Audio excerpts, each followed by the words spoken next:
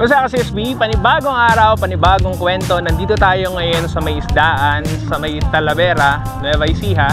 At samahan nyo ako at pasukin natin, tingnan natin ano yung meron dito at ano yung mga pagkain na meron sila. Pagpasok mo dito ay sasalubungin ka nitong unggoy na yan. Tapos itong mga naglalaki ang statwa na ito. Ito yung kanilang kasalukuyang waiting area. And then sasalubungin ka lang mga staff. Ayan sila ma'am, pagpunta mo rito para i-assist ka kung saan kayo pupunta at kung merong mga available na area para kainan ninyo. And then pagpasok mo dito ay makikita mo itong naglalakihang mga statwa ng isda. Ayan sa dalawang gilid. Tapos may mga manok. And then pagpunta mo naman dito, pwede kang mag-picture. Yan. Makulay, maganda, at talaga namang mag-enjoy ka. And then kung gusto mo ay pagkwentuhan dun sa may guard, ayan, magkwentuhan kayong dalawa.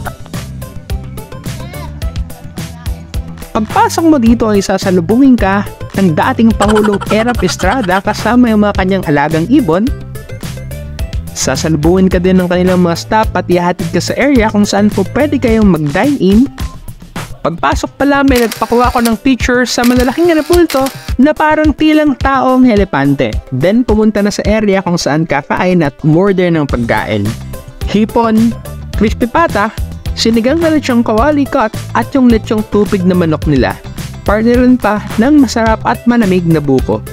Kapag pumunta ka rito ay lalapitan ka ng mga gitarista at kakantahan ka, kaya kung may gusto kong haranahin o kung gusto mong kumanta lamang ay po pwede at mag-request ka sa kanila.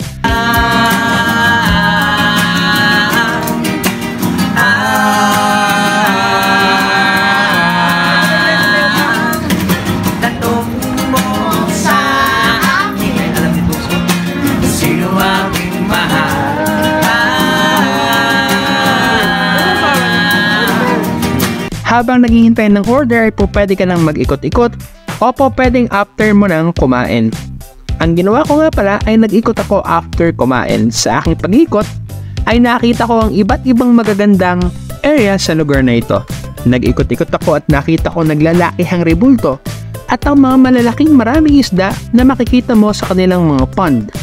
Sa aking pag-ikot, pakiramdam ko ako ay nasa abroad, doon sa Thailand.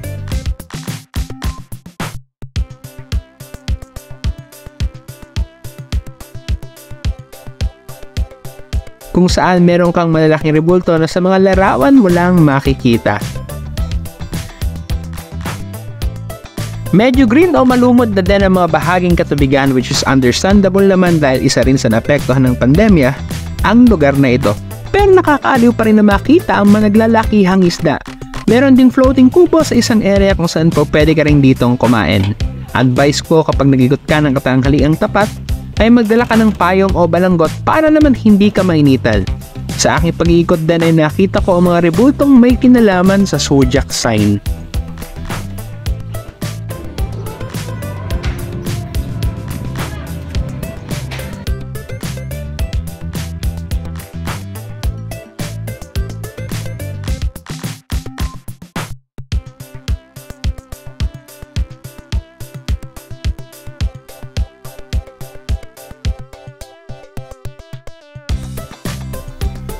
Meron din silang taksyapo dito. Ito yung area kung saan po pwede kang magbasag ng baso, plato at mga bote sa wall upang may labas sa mga hinaing na galit mo sa isang tao.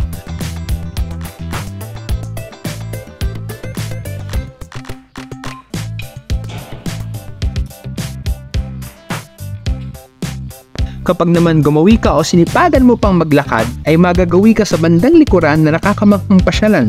Bakit? May malaking bull, may genie, andun din si Hawk ng Avengers at pati na din ang mga malalaking gorilla ay nakapaligid sa lugar. Kung naghahanap ka ng perfect spot na maganda ang photo opportunity, ay iikot ka lang dito at makikita mo na at tamang-tama ang aurahan mo at garantisadong mag-e-enjoy ka at magaganda ang kuha mong larawan. Kaya sa susunod mong pasyal ay po pwede mong puntahan ang lugar na ito at makita mo ng personal ang gandang meron dito.